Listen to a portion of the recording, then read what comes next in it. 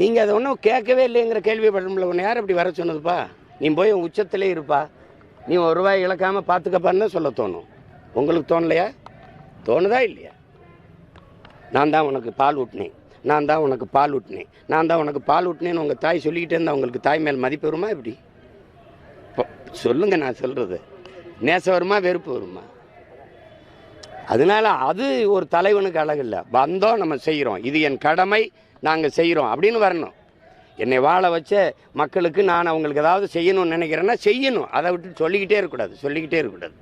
அப்போ அந்த கேள்வி உங்களுக்கு எல்லாமே இருக்கலாம், இவருக்கு எல்லாமே இருக்கலாம்.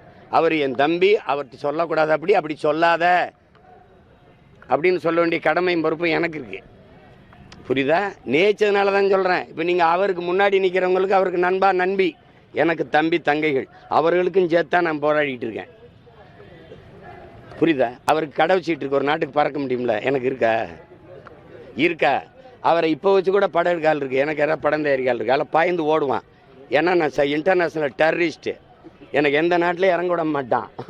எனக்கு முதல்ல இதெல்லாம் ஒரு கஷ்டங்கிறப்பல, தம்பி நான் இங்கே பாருங்கள், ஏசி அறையில் உட்காந்து யோசிச்சவன் இல்லை, கட்சி ஆரம்பிக்க சிறையில் உட்காந்து யோசிச்சவன்.